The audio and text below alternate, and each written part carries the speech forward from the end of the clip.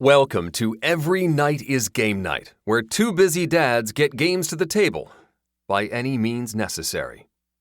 Check us out, along with other great podcasts, at dicetowernetwork.com.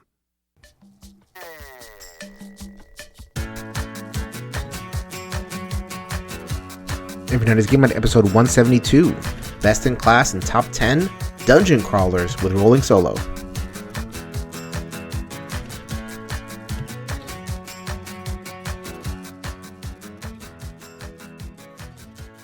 Yo, my peoples, what's up? Welcome back to Every Night is Game Night, the podcast that helps you get your head in the game. This is your host, Jason. Thank you so much for joining us. We are continuing along with Best in Class for different categories that are relevant to the top 200 solo games list. We are going to talk about why we like a certain genre and talk about the best in class, and also invite a guest on to give a top 10 of his or her personal favorites in the genre. Today we are talking about dungeon crawlers. Last week we talked about adventure games. This time we are going to get down to the nitty gritty and talk about rock'em sock'em action on the table. And I could not think of anybody better, not one person better. This was my first choice. So glad he's decided to come on the podcast. You know this man as Rolling Solo. He is from the YouTube channel, which has recently hit 20,000 subscribers. So proud of him. He has an active Patreon going. He is always talking about the latest and the greatest, especially when it comes to Kickstarter, dungeon crawlers. You know, he's always kind of down to roll some dice and take some names. This is the man. His name is Adam Smith. He's coming to us from Edmonton, Alberta, Canada. Welcome to the show, Adam. Hello. And I am freezing. I'm in Canada and I'm just hunkered up in my basement right now with blankets. Keep myself warm at all times. This happens every year, though, doesn't it? Or is this? Yeah, is this last year around this time that you asked me to jump on? I think I was still freezing at that point. Oh, you are up in Edmonton, Alberta, Canada. We just had Jason Peacock. He lives from the Dice Tower. He lives near Vancouver. Oh, okay. So also freezing. Yes, absolutely. Yep. We're right in that wonderful time frame right now, but Christmas is a thing we have that to look forward to, and then after that's when things get really we get desperate. Right. For warm. We could go on and on about the seasons of the provinces. Our listeners down in Bolivia might not take too kindly to that, though. So we are talking about dungeon crawlers. So Adam has released a full list of his favorite dungeon crawlers from last year. He's going to update the list for this year, but he is good enough to come on the show and talk about his updated list, because there's always new stuff coming up, always Kickstarter's delivering. You're the Kickstarter man, my friend. You are just pumping out those previews over on Rolling Solo. That channel is just blowing up. But before we get to all that, let's get to Liz and the Liz Who Trust segment. This is our Kickstarter preview, and Liz is going to hit you with it right now. Hey gamers, this is Liz Davidson from Beyond Solitaire, and I'm here to encourage your Every Night is Game Night acquisition disorder. Today I want to talk about Black Sonata, or more specifically, the Fair Youth expansion. Black Sonata is an excellent solo hidden movement game that was published by Sideroom Games last year. It's now being reprinted, and with an entire set of expansions that give you more challenging Dark Ladies, the additional task of tracking down the Fair Youth, who's another character from Shakespeare's work, and possibly the challenge of finding the rendezvous spot where you and the Dark Lady shared many good times together. The new expansion modules are mix and match, so you can play with one of them or all of them, and at $12 for the expansion box, the price is right on this one. If you liked Black Sonata, or if you haven't tried it yet, I highly recommend taking a look at this campaign before it closes on January 26th. Happy gaming. Before we get to everything we talked about with Dungeon Crawlers, tell the people a little bit about Rolling Solo, the Patreon, the guild over on BGG, all the stuff you got going on. So basically, with Rolling Solo right now, it's exciting. We definitely went over 20,000 recently, which was really cool to see. And I shouldn't say it was really cool; it was kind of mind blowing to see, like just the amount of people that even care enough to be part of a solo gaming community. I think that was something that maybe years ago wasn't really much of a thing, and probably would have been maybe tough to find an audience for, but we all are pretty aware of the fact that solo gaming is like surging and is continuing to grow. Think about, go to the local hockey arena and, fill up that arena, and you still won't have enough seats for all of your subscribers. Yeah, that's pretty crazy. When you put it that way, Never it's thought like, about okay, it that that's way. pretty weird. Go to an Yeah. Edmonton Oilers game, and you guys have what's his face, Connor. Connor McGregor, Connor McDavid. Wow, I almost said McGregor for a second. I'm thinking like UFC. Oh man. Yeah, you have Conor McGregor over there. He's Yeah, drawing more than exactly. 20,000. But you have one of the most popular hockey players in the world, and you are drawing more than that dude. That is amazing.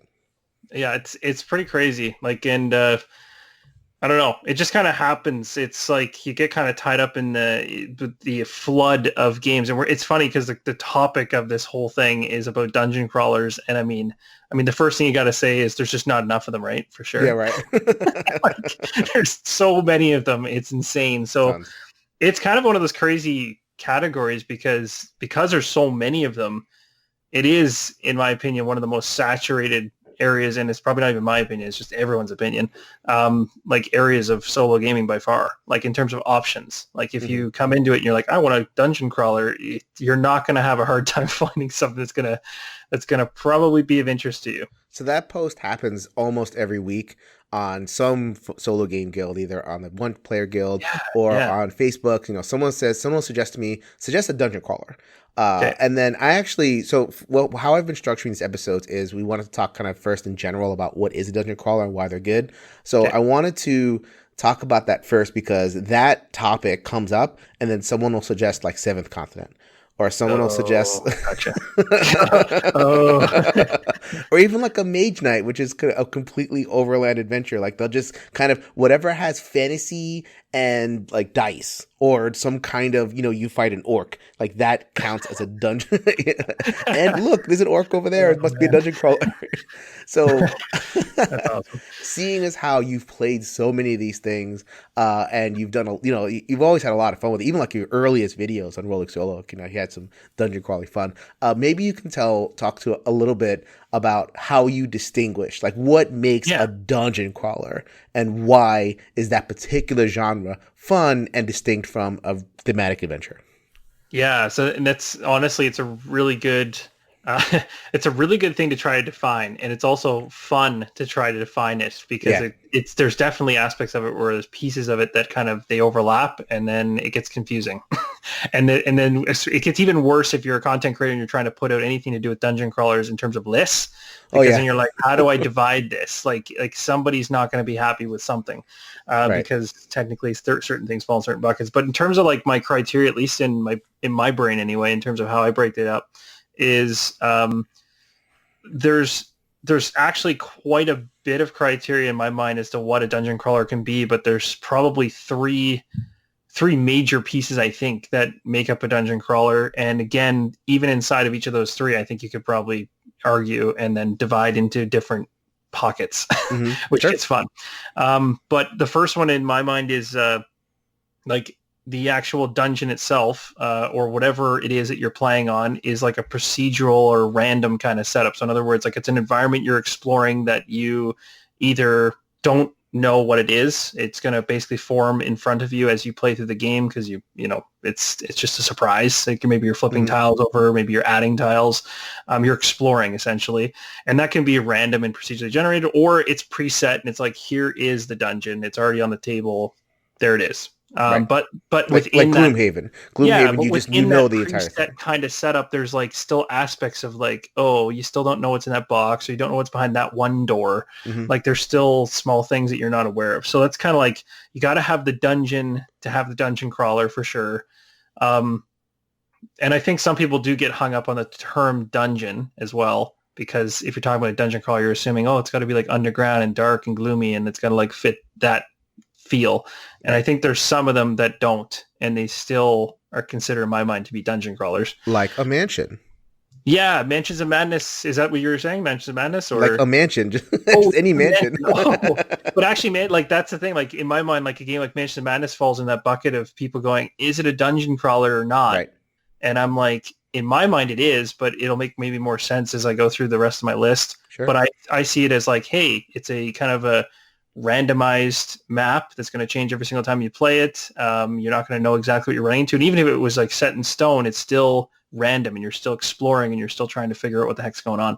Right. So that's the first piece. Second piece is you have to have the heroes that are upgradable in some way. So you have to have, and this is not just the heroes specifically, because some games that are dungeon crawlers, the heroes are pretty static, but they gain like items, and the items are what make them unique. And the actual hero doesn't really change their stats at all. And it's more so about like finding items. So I'm trying to think of like a good example.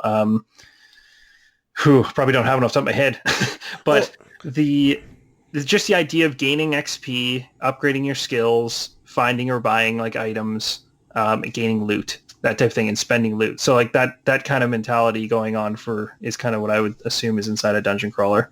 So I definitely you walked right into it.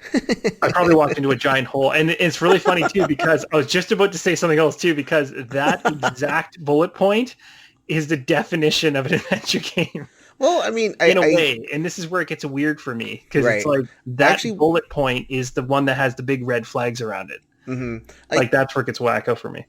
Because, I think of a game like Perdition's Mouth Abyssal Rift, where the heroes don't upgrade, they actually downgrade. So like they start as the best that they are. And I remember having that's a good example. I remember having the guy on the show, and he's like, okay, it's dumb that I smack a rat in the face and I get smarter or I get more charismatic. That is not a thing. So if I smack a rat, then I'm going to get gangrene, or if I'm going to get something ridiculous. So like, I think of it more in terms of like a dynamic character state, if that makes sense. Like, my pandemic pawn doesn't get better. Right. Like in these other games, in these kind of more family friendly or whatever game, even like a bigger game, if the pawn doesn't have a dynamic kind of react to the world type reaction, then I wouldn't categorize it as a adventure or a dungeon crawl or whatever. But I think that the thing we know is leveling up, because from MMOs and all that kind of stuff, and a lot of different board games do that. Hero Quest, I think you leveled up a little bit. It's kind of going back in the day, but you don't kind of have to level up.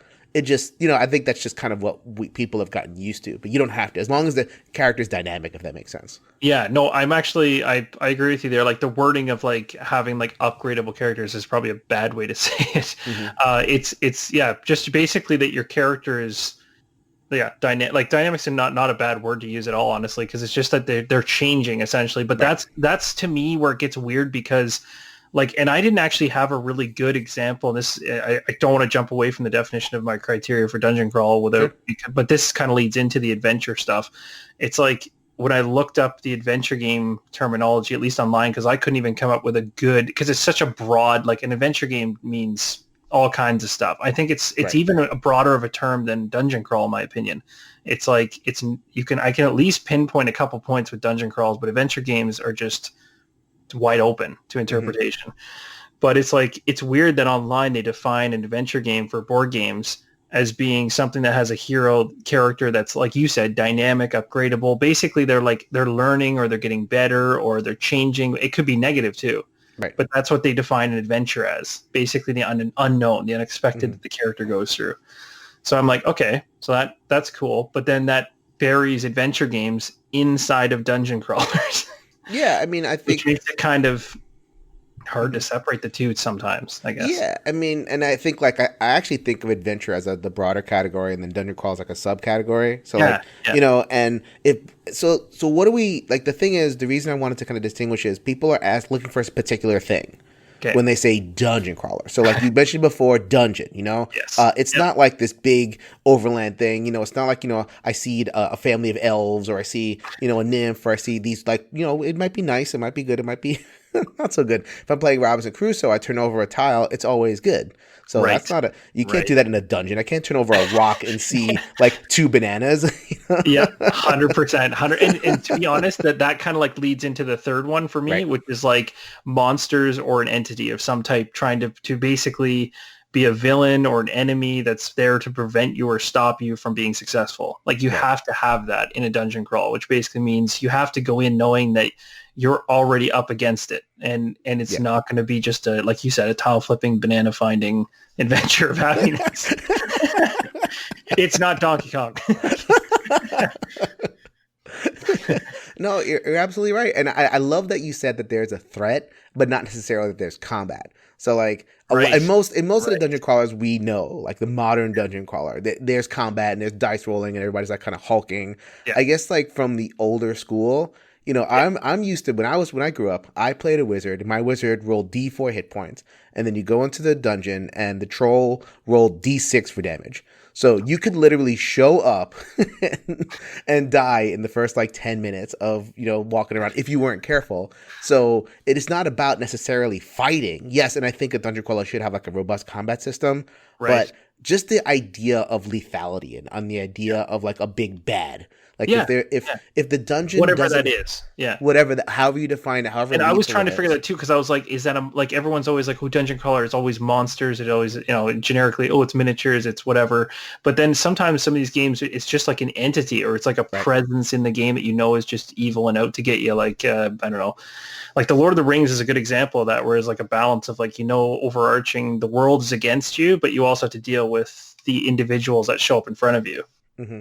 So it's kind of like this twofold thing going on, but that was exactly it. It's like it's not always a battle with like somebody in your face, but that tends to be what people say. They're like, well, dungeon crawler, it's got to have a big troll in my face. Yeah, and I love the way you said it before. You're up against it. Like in an adventure game, you might not be up against it. It might be just open-ended. And it might be just, I had Corey Mayo on from the One Player Guild last week. We talked about like Zaya. And Zaya is an adventure game because you could just kind of go places and do things. It's maybe too open-ended, depending on what you want. But in a dungeon crawl, I think there's that expectation of tension and the expectation that you can die. And maybe you're armed to the teeth and you'll be able to fight whatever it is. Maybe you're not. And, I think in the more modern ones, you are kind of armed to the teeth. And I don't know.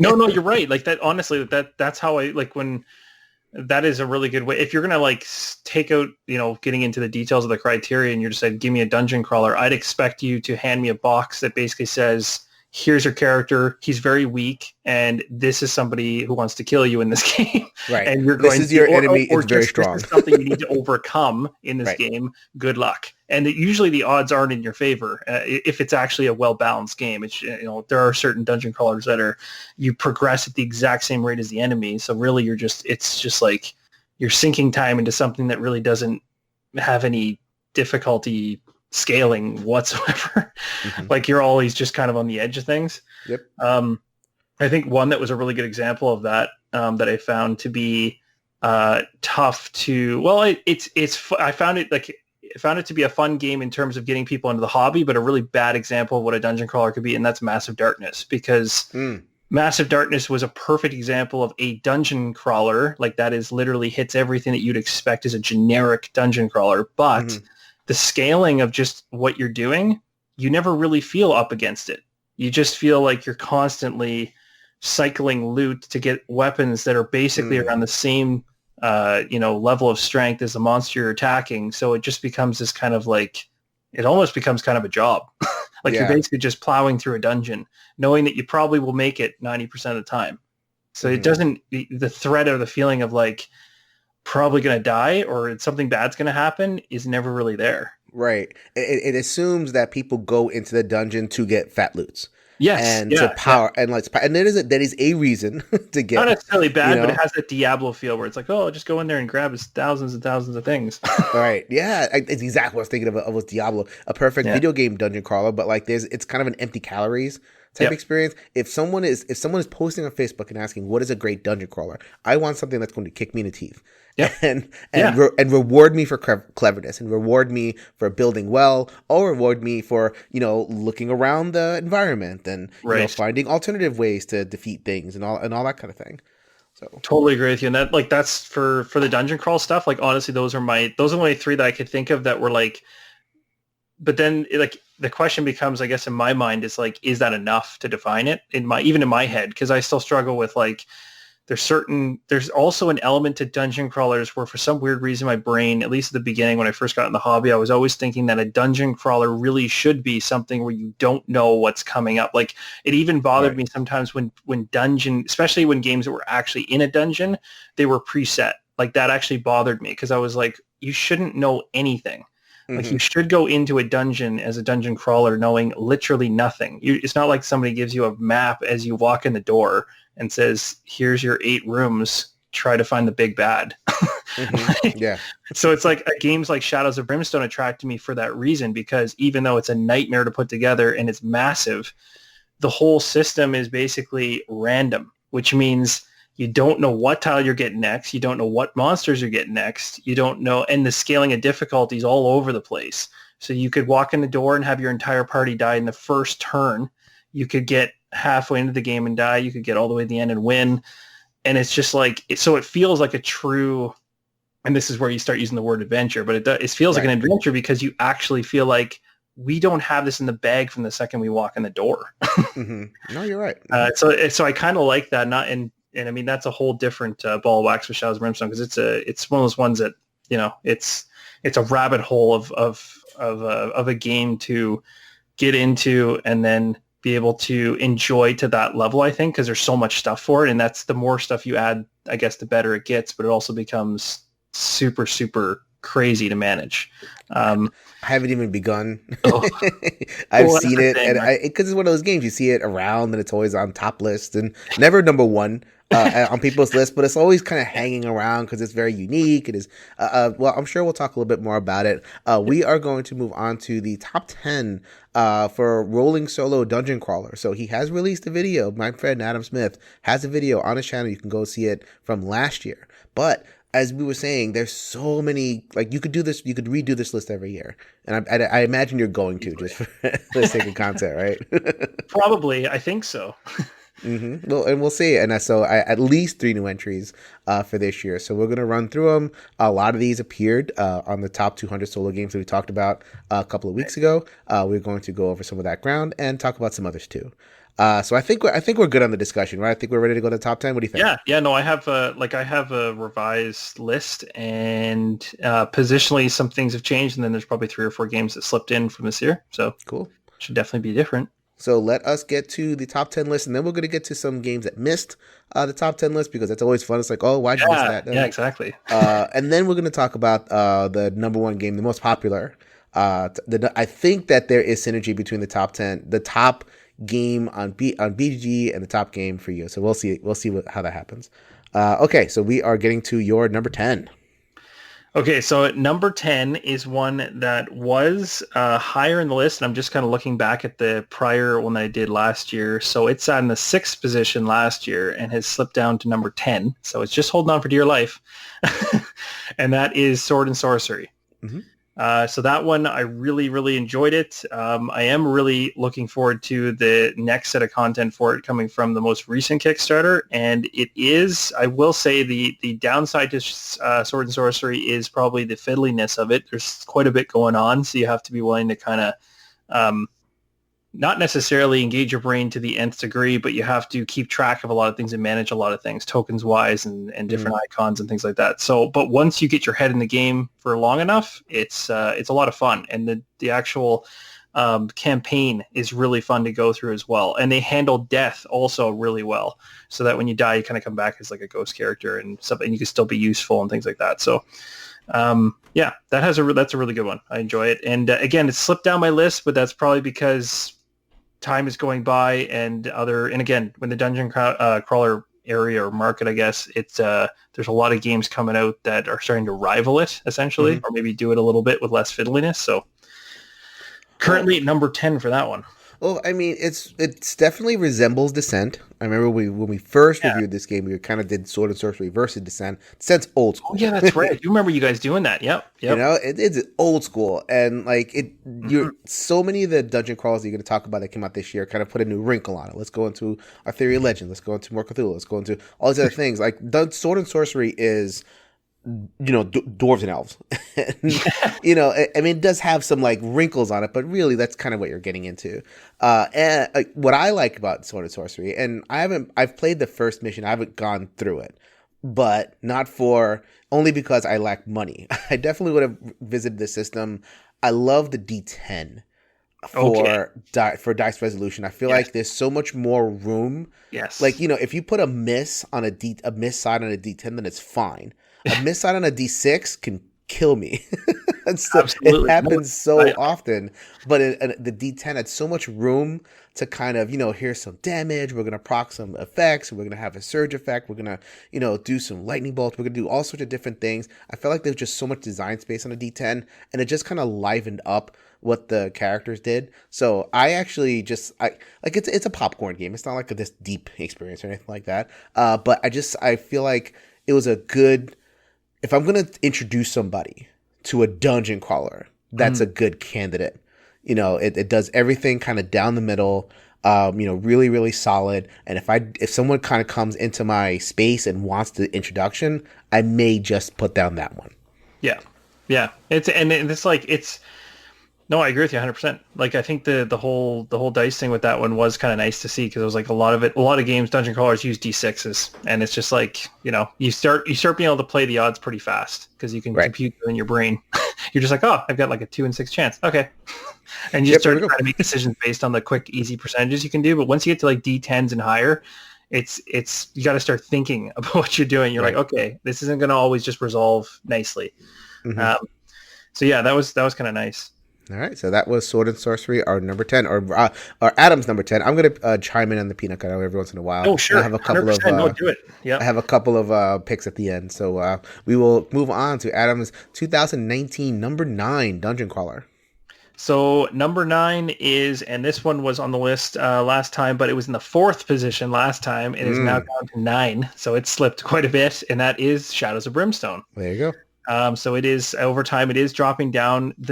The thing I'm running into with this one, being that I've been playing it for quite some time, and it probably was the very first dungeon crawler that I played solo. This one, I have, I think, literally everything except for a couple odds and ends from this one. I bought it all. I've gone a little crazy, but that's the problem with it. It's like the more you add, the more it takes to get to the table, and then it doesn't get to the table as often. So it's kind of a double-edged sword of like, this game is truly something that is unmatched across any other dungeon crawler, but yet at the same time, that beautiful, huge experience becomes kind of a negative. Well, what exactly is the secret sauce behind what makes it so unique? Is it the heroes? Is it the combat system? Is it just the storytelling? What are we talking here? It's, you know what, to be honest, it's the events that happen when you're dungeon crawling. So in other words, it's the unexpected. And so it's a lot of these dungeon, like Sword and Sorcery, for instance, is a good example because I already mentioned it, but like you go through it, there's a narrative campaign. It'll say like, oh, you got to get to this particular door. And then once you get there, you have 2 choices and stuff. So you kind of know you're going through this on the rails experience, like all the way through. The reason that I think Shadows of Brimstone is different and exciting is because, and it's funny because it's not actually anything to do with the core game experience, like the actual rule book and the scenario book that comes in the box, but an individual, like a third-party person, I think his name was Sid on Board Game Geek, and I forget his last name, but he put together this thing called Hexcrawl, which is like this massive, like it's probably the biggest single undertaking I've ever seen a person put together for a game, that, in my opinion, should be taken by the people who made the game and put inside the box because it's better than what the actual core game is. And I think that's why all the solo gamers gravitate towards it, because of Hexcrawl. But basically, it takes what would be like a very Zombicide type campaign where it's like, here's 10 different ways to play this game. You can play them in a row, but there's really no connection between any of them. So you're really just playing one shots with a little narration at the beginning, but I mean nothing in the 1 to 10. But instead, what he did was he went ahead and he created like a campaign system. So he made an overworld map. He made like towns. He made a way to like create the towns as you move into those towns so that you could figure out what buildings are there and what you can and can't do. And then he tied in mines, and the whole point behind Brimstone in the end is you've got this evil darkness, essentially. Obviously, it's based in a little bit of H.P. Lovecraft stuff, coming out of the mines and, devouring the cities nearby. And the cities are falling one by one, kind of, or not cities, I should say, but towns, because it's a Western. Right. And the idea is that, like, as you play through some of these campaigns in Hexcrawl, one of them's called Mine Blast. You basically, if you go into a mine, and again, you go into this mine, you have no idea what's there. You just know you got to get in there, and you got to get to the end of the mine, and you need to dynamite it, blow it up, and seal it. But you have to survive to the end to do that. And if you don't, then the mine basically bursts open, and the evil spreads to the nearest town. And that town might be a town you visited, and you found out there was 4 different, types of buildings there that you really liked because you could buy certain things and get certain healing and get certain items. Well, guess what? That town's gone. And then so the whole world is constantly changing based on your campaign. So he just built this crazy system that's not a lot to manage. It's just a couple dice rolls. It's a lot of charts and dice rolling to actually like randomly create these things. That's old school Appendix N. And people just went like, but again, it's all kind of in a format that's like not going to have you with, I mean, you'll have for sure some booklets to handle, but the actual like structuring of the game map and the towns, super easy to manage. And yeah, that's what totally soaked me in. I was like, this is literally a game world I can like get into. Plus, the last thing I'll say is the fact that when you go into a mine, you're thinking, I'm in a Western, I went into a cave, I'm going into a mine, that's pretty much it. Well, every single gate that you happen to find when you're in the mine then takes you to an other world. And then they've been doing this nonstop. I think they got like 10 to 15 different other worlds created now.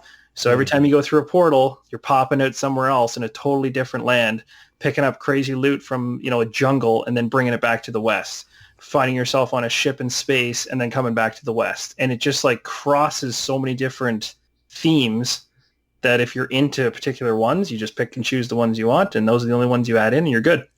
Or you can go crazy and add them all in. It sounds awesome. It sounds intimidating. I don't know if I'll ever get into it. You're just like, it's insanity. This is a full-time job. And you're right. It is. That's the double-edged sword. And this is why this one slips down the list because it just becomes, it's a management thing, right? All right, but this one is Shadows of Brimstone. That was number 9. We are moving on to number 8. Okay, so number 8 is a new entry. So this one is Journeys in Middle-earth. And it landed lower on my list because I haven't seen enough of it yet to put it any higher. It's the best way to say it. I've played enough of it to know that I like it. But again, in kind of typical Fantasy Flight fashion, I need to see a little bit more of what the expansions are going to add into it and what they're planning to do with it beyond the core. And there's already been like a little tiny expansion to add some extra stuff and change up some of the campaigns and things like that. But I kind of want to see what the expansion boxes, the bigger ones, are going to look like because I don't know what that is going to be. And there hasn't really been any talk about even an expansion that's a larger one like you'd see for like Mansions of Madness. So it's like, I don't know where this thing is going, essentially. They came out with the Mansions of Madness expansion, at least the beginning ones. Even in the first edition, they were pretty fast. Yeah. 3 months, 4 months, 6 months, you saw something, either a small box or a big box. Like Lord of the Rings, Journey to Middle-earth hit in the summer, maybe the late spring, and we've seen barely anything. I know. And it's kind of like, and it's weird because from my understanding, it's like it was successful. And there are some people that played it and said, okay, I get it. I got it. I'm done. And that's going to happen with many games, right? Like they play it and they're like, all right, I got the idea, done. Right. But then there's some people that are going like, yeah, what's going on? Like it's been 6 months and there hasn't been a peep, or there's just been like a little pack of figures and that was pretty much it. So that's kind of why it fell down my list, because until I see, I guess, the support of it gaining more content, then as of right now, I kind of look at it as like, this is a great one-off type game. Like I pull this off the shelf and play this with somebody and stuff like this because it's easy to play. Like it's not a hard game to teach, and the app does 90% of the work for you. So, that's my problem. The app does too much work for me. Like, I mean, I feel like there's a balance to strike, but when it comes to this app, I feel like Lord of the Rings kind of intruded a little bit too much balance. I still have, I have the hand, and I can like manipulate my deck, and I could put in like, successes and failures and different skills and everything. But it's almost like I'm deck building and then I play an app for a little bit. And then I deck build again and I play an app. It's kind of a weird mix. So you're kind of like, because you got your head in your cards and you're dealing with your cards and you look up and you're like, oh yeah, I got to deal with this app too and stuff. It's a different way of handling things than they did with Mansions for sure. So but the one thing I will say about Journeys, that the reason it landed on the list is because I did actually like the strategy of setting your deck up for success so that at least you're mitigating some of the insane randomness that is present in these type of games. So that was nice. That was kind of one of the reasons I liked it. I liked it, didn't love it. Also, I felt like that first campaign, a lot of it felt like a reskinned Descent adventure as opposed to a real Lord of the Rings adventure. I went through a whole big... honestly, I'm a giant Lord of the Rings dork. I played that first campaign all the way through, and I'd echo that too. Like I played it through and I enjoyed it, but it didn't blow my socks off. And it wasn't like it gave me a story that was like a side story for Lord of the Rings that I really wanted to find out about. I guess that's the way to say it, right? So it's kind of like, it was no Mandalorian.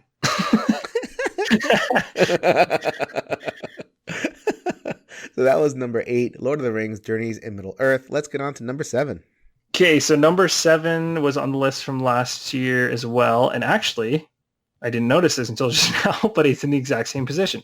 And it's ironically also, I just already hinted away at it. It's Star Wars, Imperial Assault. Yep.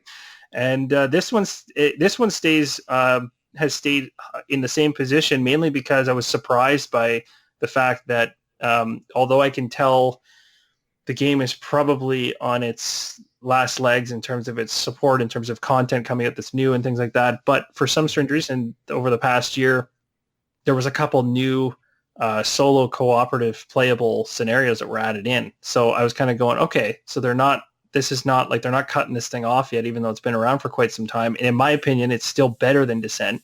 Yes, it's just my opinion, but like it is an objective fact. It is better than Descent. Okay. Like, I agree.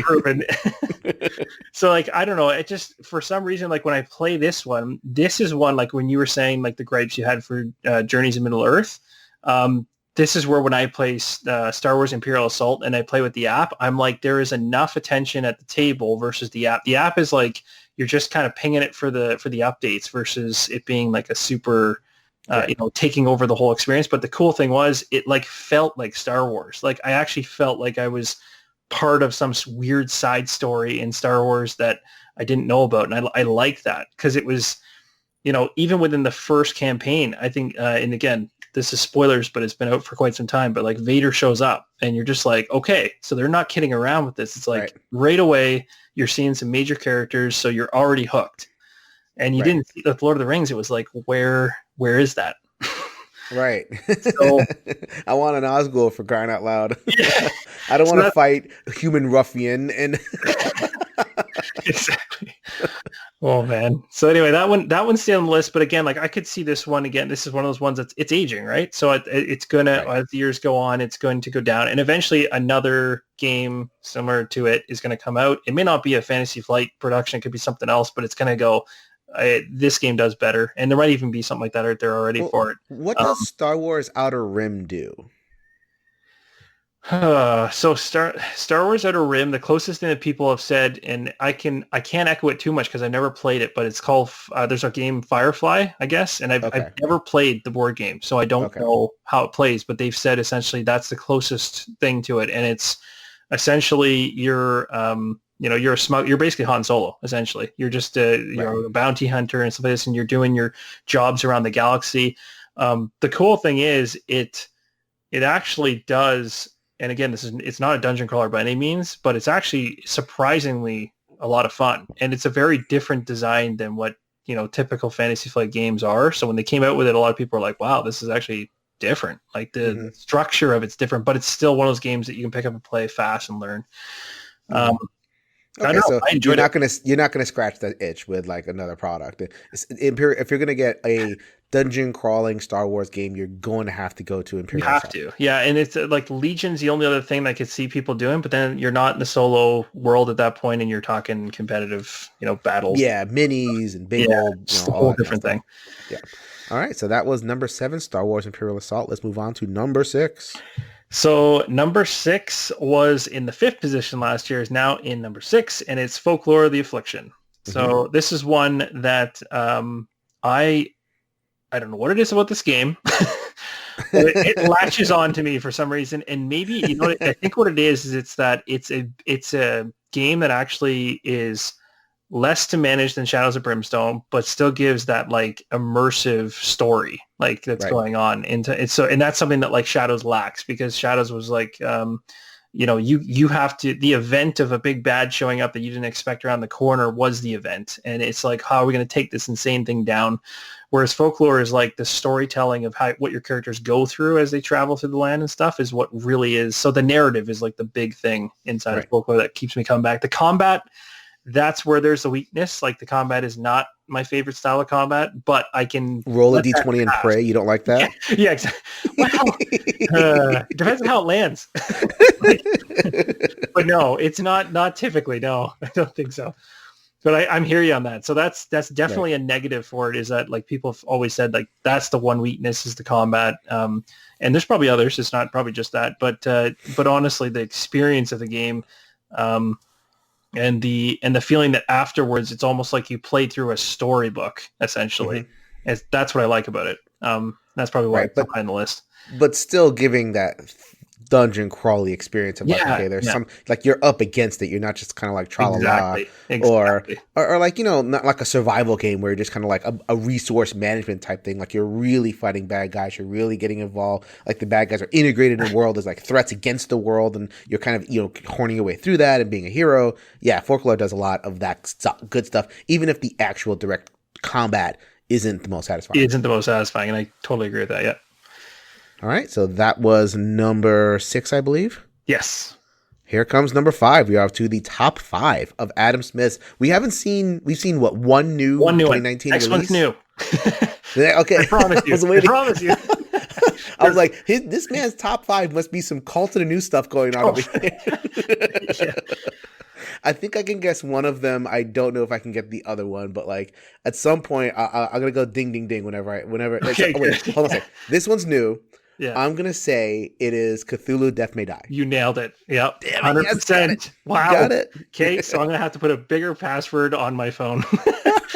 I saw the video, man. You were really excited. It's like, okay, so the thing that blows me away about this game is that I had the same very I don't even know how to describe this. It's just like when this was on Kickstarter, it was very much like there was another game I was going to compare this to in terms of my excitement level, where I'm kind of like, it's not. I mean, the theme for sure excites me, but the theme excites me less and less because there's so many of them. So it needs to be really good for me now. Like there was a point in time where I'd say like, oh, anything with the Cthulhu H.P. Lovecraft wrap on it, I'm really interested, and that's true. But that's actually died off quite a lot in the last year and a half or so. There's been games I've picked up and I've literally opened the box and I just was like, I'm done.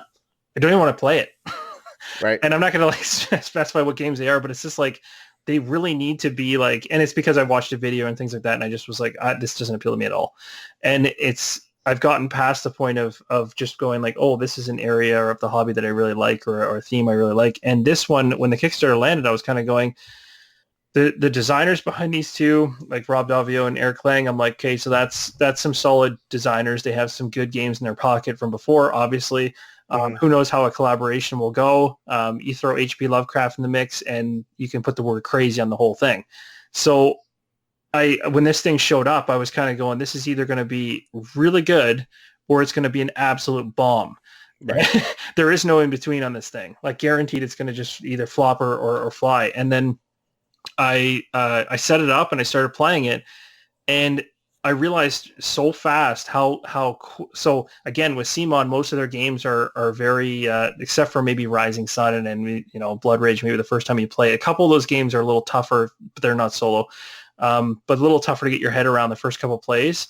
But some of the solo playable games that they have, which is the majority of their stuff, are usually barrier of entry is super low. Like you can throw it on the table and you could probably learn it the first time you play it. Like the Zombicide. Yeah, in exactly. Yeah. And that's what I kind of was going like, I really hope it has that barrier of entry where it's like you don't have to sit there with a rulebook forever. And that wasn't a thing. I started playing it and then I was like, oh my gosh, I'm like, this thing has not only is it like compact and you don't need every piece from the box on the table to enjoy it. But then I was like, I didn't realize, and maybe it's a part of fault during the Kickstarter, how they structured the game. Like I didn't realize that like the episodes I knew the episodes were standalone, but I didn't realize how much replayability there was with the actual Elder Gods mixing with each episode. I thought in my mind it was like, oh, you can choose to have Cthulhu up against you in episode 1, or you can choose to have, Yog Shoggoth or whatever against you. I think it was Aster. Yeah, and the only difference is going to be like, oh, there's a different miniature on the board and he probably has a different hit point level. And I was like, this is probably what I expect when it shows up at the door. And then I open up each of these boxes that they have inside the game. And I'm like, wait, there's different tokens. They are used differently. Every single one is like it's like you're mix matching these components that you then don't use in the next one. And I was like, what? I was like, I didn't know this. I didn't know there's like this level of like every single experience is going to be like different. And then of course, if you swap out who you're playing against, your whole strategy has to change. I'm like, that's amazing. Like, it's a great, like, it's just a great structure for a game like this because you can you can essentially create, I don't know, going forward for dungeon crawlers, like that's a great system for mix matching and creating like crazy replayability without 7,000 boxes. Because even in it takes game, good.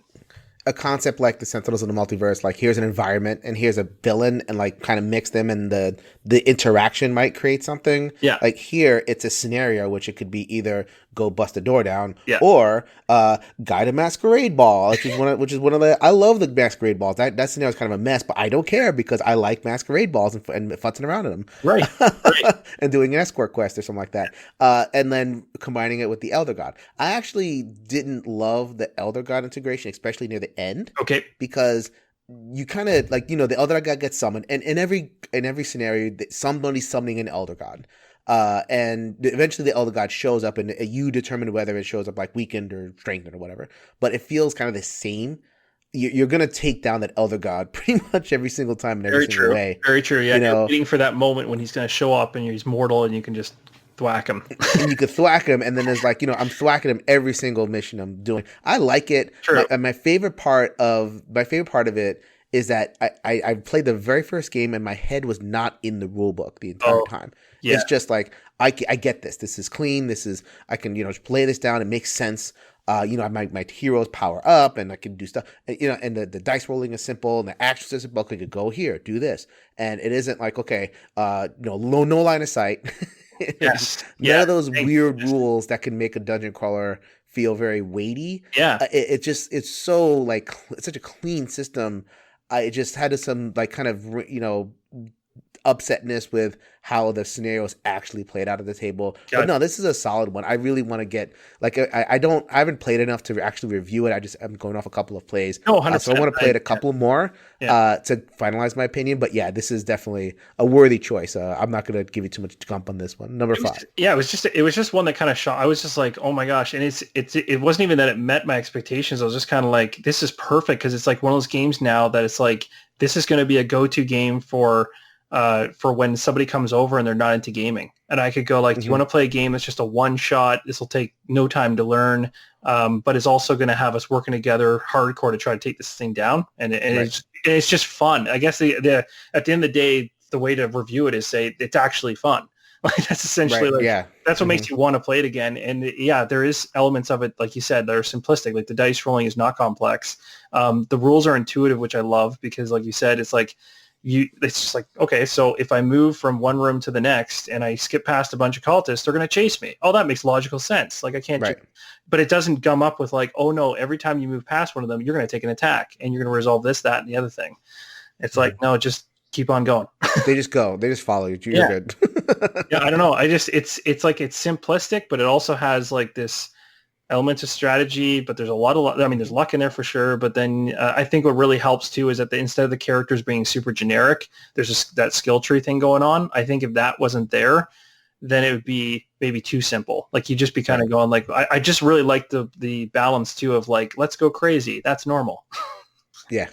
And that's fun. All right. So that was Cthulhu Death May Die. I'm hoping to get a review of that at some point down the road. But yeah, they're probably going to be popping up more content for it, and we'll see how it goes. Hopefully that's better than the others, which was the design upon which this was built. Yeah. The others was fun, but the product model was just awful because like there was so little content in the base box. Okay. I mean, you could really churn through like you mentioned before, there's tokens and they don't get used in every scenario in Cthulhu. Like in the others, you could use every bit of content in the first mission. All the heroes, all the, and like a major part of the scenarios. And it's like, oh man. And then they sell the other sins for like $25 each. Like, okay, here's $25. You can have another mission. It's like, come on. Oh man. No and way. That, if I remember correctly, that came out around the same, like, I don't know which Zombicide was probably in parallel to that thing, but that was around the time when those things were starting to skyrocket. Their model at that point was like, jam 10 miniatures in the box and put one scenario and you've got a winner for $25. Yeah, and there's your thing. So it was definitely this. I could see the bone. I could see Eric Lang because he loves the others. He talks about it sometimes. So it's like, okay, I want this game. again. I never, to be totally honest with you, I never played it, but it was always when I was like, oh, if somebody actually had it and knew how to play it, I'd play it to try it because it's like one of Eric Lang's games that I've never given it a shot. But it, like you said, it just, I always look at it on the Kickstarter, even the old one. I'm just like, there's so much stuff. You've played Cthulhu Death May Die. You're good on that. Okay, well, that's good to know. I can just let that one rest. you can let that one rest. So that was number 5, Cthulhu Death May Die. Let's move on to number 4. So number 4 was also a new one for this year, and that is Madara. Madara, got it. Okay. And this one's it's tough. And it's not tough because I don't think it deserves to be number 4. It's tough because I don't know, similar like you said, it's like, you need time with some of these games, especially when they're monsters. This one is a monster, Yes. to kind of solidify your thoughts on it, because the way they designed this thing is you basically are learning. I mean, you can watch videos to learn about the game world outside of the game itself, which is crazy, the amount of effort they put into like building this world. It's kind of like an RPG, really. But essentially, it's like, I don't know if I have spent enough time playing enough of these scenarios to truly grasp what the heck's actually going on. But I know that the design of the game and the scale of it and everything else impresses me. The thing that I like about it too is that it hits a theme and a look that isn't overly done, I guess, like too much. Mm-hmm. So it doesn't tire me. Like when I look at it, I don't go, oh, it's one of these ones, like another fantasy. I mean, it is fantasy, but it's kind of like, it's alternate. Right. So I don't know. It was one that sits in there, but I think that one's going to be one that is likely next year I'll have a better foothold as to where it sits on the list, because I fought with this one and another big one that's on my list as well, as to which is better in my mind. And I'm having a hard time distinguishing which and why. Well, you mentioned before about like a category, something you value in dungeon crawlers, at least the game experience, is the potential. Like, you are there and you don't know what's behind the door. You don't know, you want to be surprised, right? Yeah. It's almost like I want that in the product, where I want a big box and I don't want to discover everything on the first play, the others. Right. And there's so much else in the box that it's like, ooh, I don't know what's in there. That's very true. I'm going to be, I feel it conjures up in me that sense of potential in the box, and that almost counts, if that makes sense. Like I can't say that, oh, I haven't played this, I'm not going to make a judge. Right. I haven't played it, but I'm excited. I love what I've seen already, and I know that the story is going to unfold more, and I'm going to count that in terms of the my box delivering experience. So like, there's other games like, you kind of just, even if you haven't explored all the content, you kind of know, like I guess Sword and Sorcery is like that, where I'm not jazzed up about the mystery. Right. Of what's left in the next cycle is going to be another version of the first cycle. Right. I'm not like looking forward to it and like examining the potential. No, it's a romp, and I'm going to roll my D10 more, and it's going to be great. Madara is, because of the RPG-ness of it, because of how much story is wrapped up in it, and because of, it's such a beast.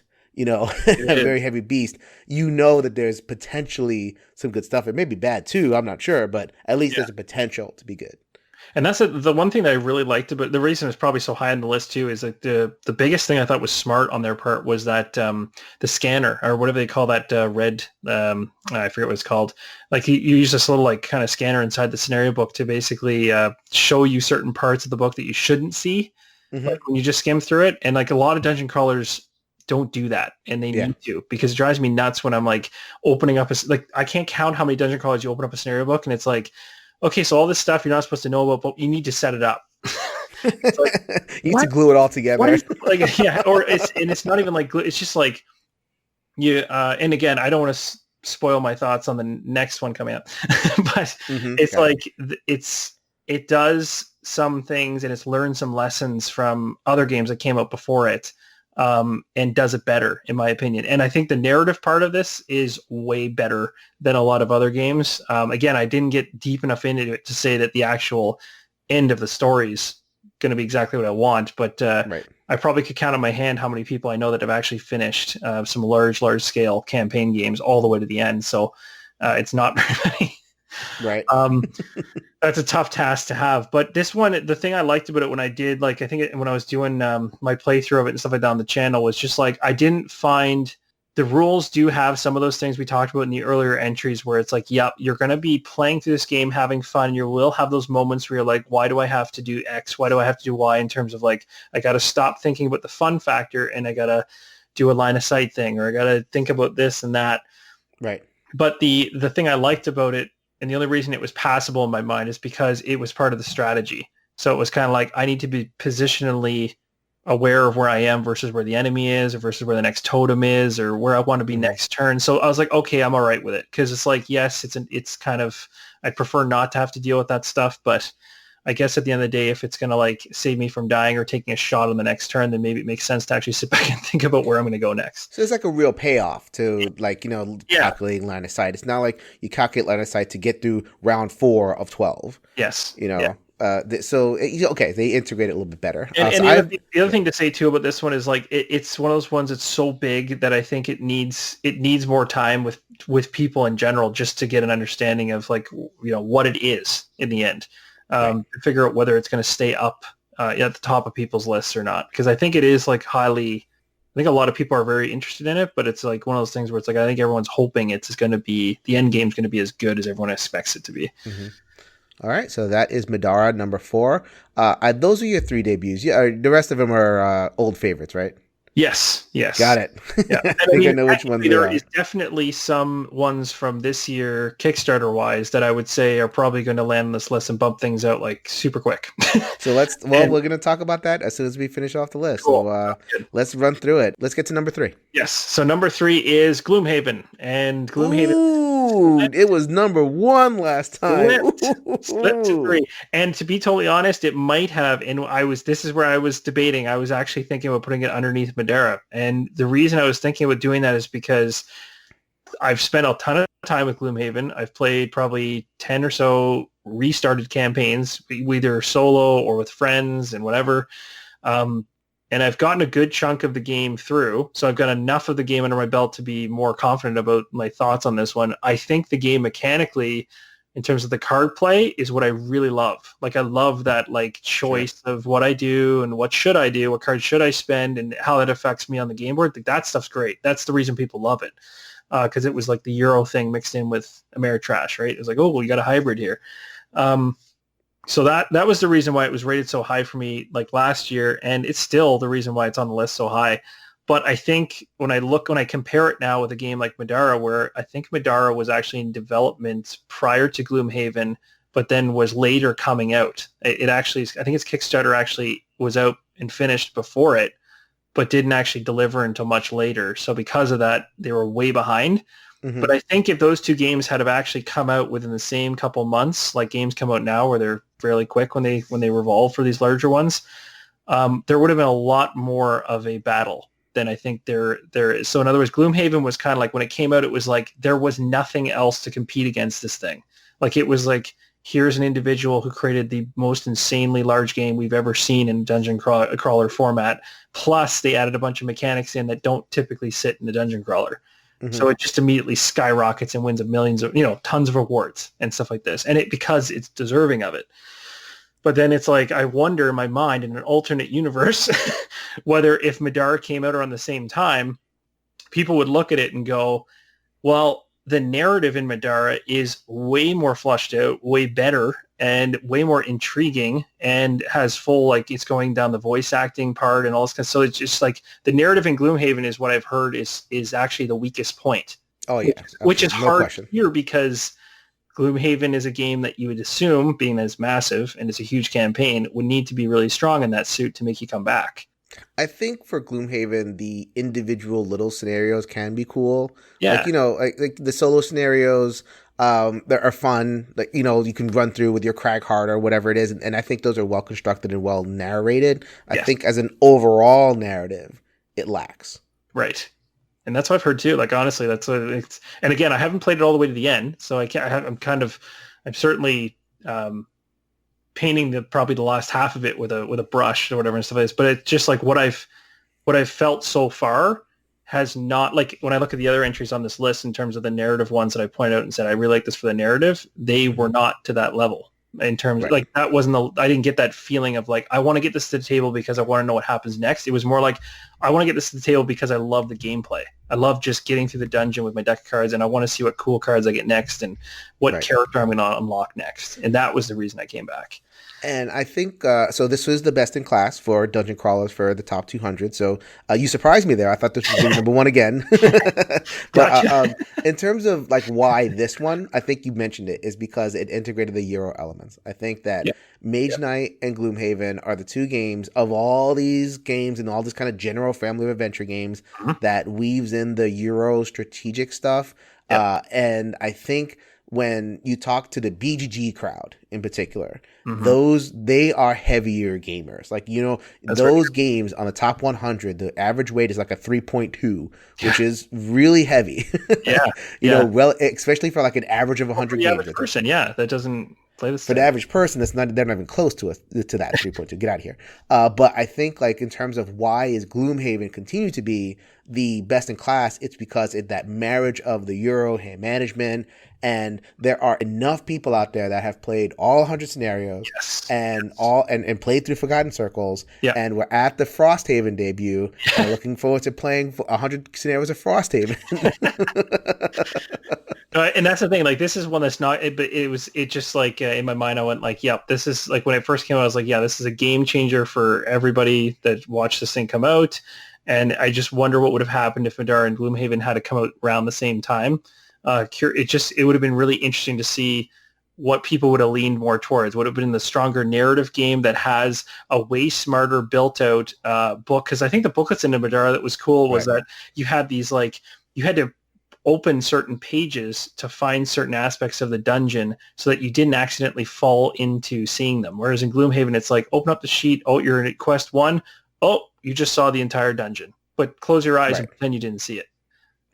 Now draw your hand and go. It's like it never worked. I remember setting up, and then there was people that made third-party apps in order to handle that, so that the actual thing would be hidden. And I had to use those because I was like, why was this not like? So certain things, it's like the game was amazing in so many different areas, but just was like, how did this get by? Like but at the same time, you sit there and go, one person created this. Like that's still insane. Like it's just like the amount of credit he deserves for that is nuts. Yeah, to answer your question, I still think that Gloomhaven would have come out on top just because as a game. Yeah, I think a lot of gamers, especially in the BGG crowd, especially solo players, I think the narrative stuff is more niche. As much as that pains me as a thematic gamer, I think that is a little bit more like it generates more enthusiasm among fewer gamers. If that makes sense. For Gloomhaven, it's just such a good game. Such a good game. And the thing that's interesting, I think it would have won. That might bleed into the conversation we have after this about the Kickstarter from this year. But the Kickstarters this year were really, really strong on the narrative front this year, which I noticed more so than other years. I was like, it's interesting how that narrative piece is becoming like a really big focus now, and not just in Dungeon Crawlers, but like in them as well as other games too. All right, so that was Gloomhaven. We are going to get to Adam's top 2, so we're going to get to number 2 right now. Oh, do I have to say them? Because I don't even know if I like it's. I always get to the end of lists like this, and I'm like, did I make the right selection? I don't even know, because I'm fighting with these. Once you get to like the top 3, it just depends on like my mood. Like it's just like, I could go for any of these. So the second position is Kingdom Death Monster, and this one, in my mind, definitely checks the boxes in terms of a dungeon crawler. Biggest negative for this one is its barrier to entry in terms of miniature building and cost. Of course, those are the two massive, big barriers. So that's going to eliminate a number of people from wanting to go down that road. But the cool thing is that a lot of these coffin style games where you get these massive things, the one thing that they struggle with is that, like we were talking about earlier, is like how much of it is needed to enjoy just starting out. Like in other words, do you really need to buy everything? Do you really need to have everything that you get in that coffin box on the table to play it the first couple, once you start getting into it? And so even though the box is massive, you got to assemble the miniatures. But once you've got a miniature assembled, even if it's just the first white lion, for instance, stuff like this, you can start playing right away. So you can actually and that's what I did. I assembled a white lion, I assembled 4 heroes, and I stopped. I was just like, you know what? I need to make sure that I actually like this first, because otherwise I'm just wasting my time. Sure. And so I just started playing through it. And the cool thing about it was that it has that, and it's, I can't compare it to a Cthulhu Death May Die in terms of the scale of what's on the table because it's way beyond that. But it's just because the actual components are large, like the game board is quite big, takes up quite a bit of space. But in terms of the components involved in each of the different things, they've phased it really smartly. Like they have these different phases of the game that use different components. And so you can kind of get through each phase without having everything on the table at once. Although you can go that route if you want. And I just really enjoy the gameplay of like building up a settlement and actually feeling like ownership over what you've created versus knowing, like we were talking about earlier, imminent doom is right around the corner almost all the time. And that fear of like everything you built and everything you put your heart into and all the characters that you love so much may or may not be coming home. Yeah. and to me, like that's the coolest fact of it. It's like there's a lot of games, and the coolest thing too is that when you actually lose your characters, you're not done. Like you're not like it's not like some of these dungeon crawlers where like if you get a party wipe, you could actually lose a campaign, or you could have to restart the exact same scenario you just played. In that game, you just kind of move on with whatever you have left in your settlement that you've built. So it handles the death thing very aggressively, and then also with a little bit of forgiveness in the fact that you actually have a settlement in the first place to do something with. So I don't know. I liked it for a number of reasons like that. And then, but as the game's gone on, of course, like more Kickstarters have come out. There's more expansions. Some of the expansions are like, again, like I have a certain, it's a mature theme. So that's obviously going to knock a bunch of people off as well. I have certain lines that I'll hit and then I'll say, I'm good. And so I pick and choose inside of the Kingdom Death kind of world, which ones I think make the most sense for me. And then some people just gobble everything up. Right. But that's the good thing. You can pick and choose which ones, you know, if you want to stay away from some of the stuff that's more aggressively created. But it's the game is fun. And that's, I think, why people are kind of like behind it, because they're going like, oh, this isn't just something you throw a lot of money at and then just yell at people and tell them this is a great game because I dropped $400 on it. And, there's a little bit of motivated reasoning there. It's like, I dropped $400, therefore it's a great game. And I remember, like, I think maybe back when we talked in the last or last time we was on the podcast and stuff like this, like Kingdom Death has been in conversation before, and that was one of the biggest things. A lot of people were like, well, this isn't a game you can get at retail, so it's not like you can actually ask a friend who's got it and get an honest opinion. Everyone that had it was someone that got it through the Kickstarter, so you assume everyone's just saying it's amazing because I blew so much money on it, I have no car anymore. So like so anyway, it was kind of cool to see that it actually like sustained itself. And obviously when I went to Gen Con, the one time that I went, like, I'm not kidding you, I have never seen a lineup as long as I saw from that booth wrapping around the walls of the auditorium. Like it was ridiculous. And I knew it was popular, but I didn't know how insanely popular that thing is. And that was around the time where I was just starting to get into it myself, so I knew very little. But it's definitely deserves a spot. And there are also games that are coming along the pipes now that I think have realized it's here to stay, and they're starting to adopt some of it, honestly. Like the structure of it. Looking at it going like that monster encounter, that's a cool idea. That settlement idea, that's a cool idea, and stuff like this. I think people are going to be looking forward to the preview part of this top 10 as opposed to the actual top 10. You're like really whetting people's appetites. Like, ooh, what's coming down the pike? Adam Smith knows. But that was Kingdom Death Monster number 2. Let's get to number 1. I believe you should know. I think you know this. I mean, because I mentioned it and you said it was on the list, and it's like, all right, here we go. We're talking Manchester Madness 2nd edition. Yes, yeah.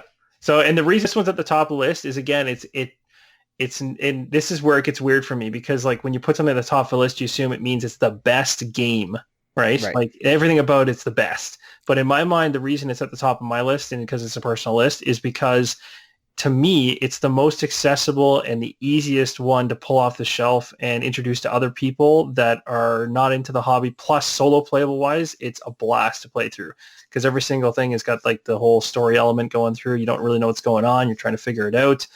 And the app integration is, like we were talking about earlier with Journeys, a little too much with Journeys, but it's just perfect with Mansions, where it's a nice balance. It's there, but it's not annoying. And it's there to be like a tool of like showing you how to progress versus being kind of an annoyance. Right. So like, and that one to me, I could see, that one to me, like I struggled with putting that one at the very, very top because it's been out for quite some time, and I don't even know how much further it will be supported going forward. But it's like one of those games I just know, like, if my actual collection, and I don't have tons of games because I have a very small room that I keep all my games in. But if if everything was burning down and I had to pick 2 games off the shelf, I think that would be one of them, like guaranteed. Like that would be the one I'd go for because. Your 2 games for Doomsday over there. You'd be running out of Manchester Madness.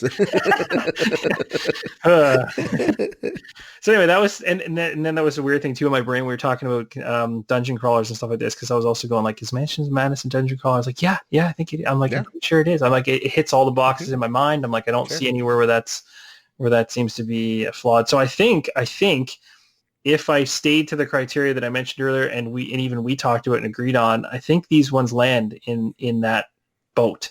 So I don't think there was anything earth-shattering in terms of like hybrids or me trying to throw a Seventh Continent curveball in there. Yeah.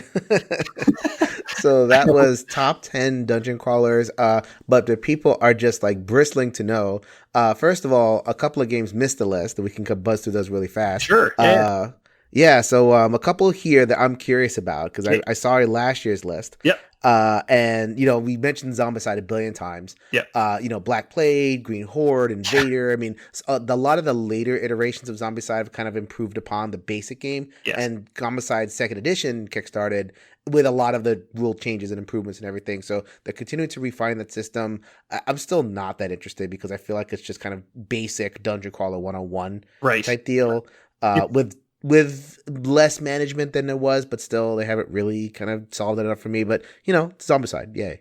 Yeah, no, I agree with you 100%. And that's kind of like why it was at the tail end of my list before, and now it's kind of slipped off because in my mind, it's like you said, it's like one of the first, that and Brimstone were the 2 first dungeon crawl experiences I guess I had.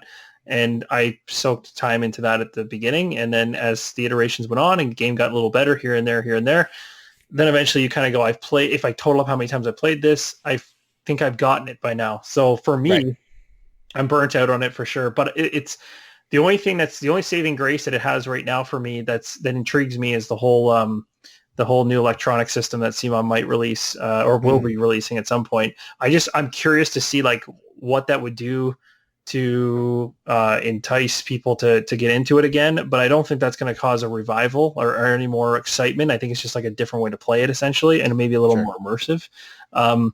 But I'm totally with you 100%. Like for me, it's still a game that has that like nostalgia. I just look at it and I go like, I remember back when I played that game and I loved it. Because like it was so simple, and it's like you said, it's like as you become more not necessarily experienced, but just like the more games you play, you realize that back then Zombicide was the coolest and most in-depth game you had ever played. And then now you look at it and you're like, oh. It's like, I'm good. It's fun. Like it has its moments of fun. And if you get the right people around the table or something like that, it's fun. Even solo can be fun. But again, it's one of those ones that's designed like the others and there's a lot of content. So it's fun. One that I've always been curious about that was on your list last year was Fireteam Zero. Yeah. So Fireteam Zero is, and this one makes sense to slip off the list for me at this point now because I think there's enough other games that do what this thing does better. But the reason it stuck on the list for as long as it did was because I got into the books. So there's like 2 books that actually give some background on this particular game. So the games are set in like this alternate World War setting type thing, and they find these like infected humans, whatever you want to call them, type thing. And during World War I, II, that kind of time period. But the books talk about what happens after. So essentially, what was really cool was you could read the books.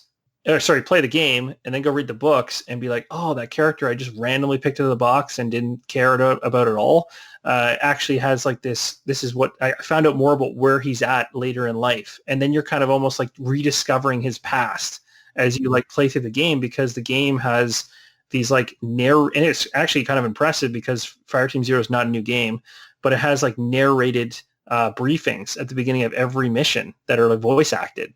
So it gives you like this like tie-in to, again, like, why am I doing this? and then if you read the books, you're kind of going, oh, like when it talked about this in the books, it's meaning that. And it's like, so it gives you that IP feeling that you get with like Lord of the Rings and Star Wars. So if you get into the books, you kind of start getting a little more hooked into the experience. But in terms of the gameplay, like the gameplay is not, I wouldn't say the gameplay is earth-shattering. It's definitely got like your hand management, card management type stuff going on. So that's kind of cool because you do have some strategy going on there. And not a lot of dungeon crawlers do that very well. But yeah, that was one that just, I think it was time for it to go. It's been superseded. What are you going to do? Yeah. All right. Speaking of superseding, we have some future projects to look forward to. One, if you want to, I'm not a huge Kickstarter guy. I know we run a Kickstarter segment every single week on Every Night is Game Night, but they range all over the place. And I don't know, like you could do a 20-second preview. It's like, okay, that sounds okay. And then you just kind of like chuck it. But you know what's coming. You know for 2020 what is going to land and what people are going to really enjoy. So I don't know how many of these you have, maybe like 2 or 3, or you have more. Well, so would you be talking about the games that are coming, haven't technically released yet, just the Kickstarters that have kind of come out essentially in the past year or so? Mm-hmm. So yeah, for those ones, like there's a handful for sure that I've had my eye on. Probably the biggest one by far is in the dungeon crawler realm would be Oathsworn. So that one for sure is definitely going to dethrone, and it could potentially dethrone actually a number of different games from the list I just spoke of. Because what it does that I like is it kind of melds, it's a really good hybrid of a bunch of different dungeon crawlers. So it's like when people come and they're like doing those questions, like you said, on a forum or wherever, saying like, hey, tell me a dungeon crawler that gives me everything that I've ever dreamed of. This could be it. Big boss battles and a very rich character creation system and it just and like minis, and it's going to be a big huge mess. But the thing that's cool about it too is that, like, again, like you said, it's like it's secretive because you open up the box, but you're not allowed to open every box. So you don't, like, until you get through the story, then you can open up the next box to find out what that encounter is going to be. So it's like, there's all kinds of minis in there. There's all kinds of bad things you got to deal with, but it's a sense of like, unlocking all these like, things that you're going to have to deal with as you go through the game. And that starts to be like this weird hybrid between the feeling you got in Gloomhaven when you were unlocking your character all the time. Like, oh man, I can't wait to see the next thing that's going to come out of the box with like a Kingdom Death Monster, where it's like, oh, here's the time where we do the big epic battle and we try to survive. Right. And there's like taking pieces of like all these games that were successful and like mishmashing them all together. And it's kind of like, wise choice. Like, it could be, and it could work. It could be a good mix of stuff. I have definitely backed Oathsworn. We're going to be getting a full review whenever that one comes in. You got a couple others. Is Aetherfield a dungeon crawler? You know what? That's a really good question. That's a really good question. So let me think about it. So if we talked about the 3, what do we say? Like, so like monsters, entities. So you got the entity, you got that big bad, which I guess is your like overarching, I don't know what's going on.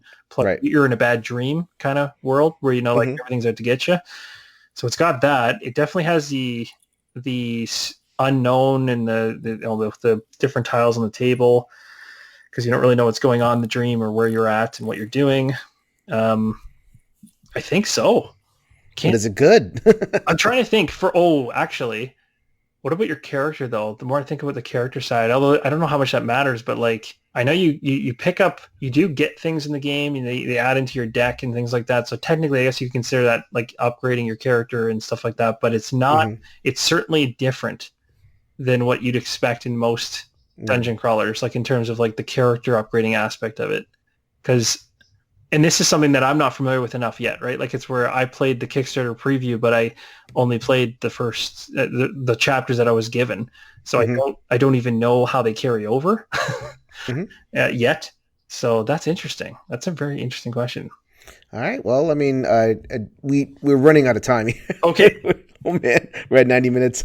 Yes. So, anything egregious that we're missing? I think we nailed it. I think we managed to get it all in. Oh man, we got it all in. There's all this dungeon crawler goodness. I agree about Oathsworn. Isofarian Guard probably be a little bit more on the adventure end. Aeon Trespass, I think. Aeon Odyssey Trespass. There's a bunch of Aeon something words. Yeah, it's like yep. No, you're right. It's like Aeon's Trespass Odyssey. Something. Aeon Trespass Odyssey. There will be no shortage of, and a lot of these games we talked about here are getting expanded. Yeah, so we're hopefully seeing more content for Lord of the Rings and for Sword and Sorceries coming out with another series, like kind of a wave or something like that. So you are not going to be lack for dungeon crawling goodness. Tell us a little bit about what's going to happen in the near future for the channel. You do have a Patreon that we're going to be talking about. So Rolling Solo is rolling on. Yes, so the Patreon launched just a little bit ago, and it is pretty exciting. I just started up, so it's pretty fresh. I'm also just getting used to the idea of actually providing content in a different medium now. But what's really cool about it is I think the benefit for me is not only the actual support that can go towards the channel to help me with the cost side of things, because things are not cheap, especially in this hobby where things just continue to get larger and larger every single day. But the other side of it too is just the fact that I can actually kind of connect with people in a way that I can't really connect to them through like just generic messaging or through YouTube even. So I can actually, kind of get a little bit more personal, I guess, with the actual posts that I'm giving. And because they're kind of behind a wall, essentially, they're safe. They're not something that I'm sharing to everybody in the world type thing. So it's kind of cool to get some behind the scenes information on like what's coming up on the channel in the future and what things I'm juggling as to what things I might want to showcase or do on the channel. And then the great thing is to give it back to the individuals, the patrons on the Patreon to vote. So they actually get a voice behind some of this stuff. And then you even vote on simple things like, what games am I going to unbox next, or what games am I going to feature for products, previews. So yeah, it just kind of like gives a little bit more control to the people watching and allows them to kind of have like a vested interest in the channel. Absolutely. So that was Adam Smith from Rolling Solo. That was Top 10 Dungeon Crawlers. We have gone a little bit long, but that's okay. Go ahead and walk that dog a little bit further so that they can get the full episode in. That's awesome. Adam, my friend, it was a true pleasure. Thank you for coming on. Thank you so much. It was a blast.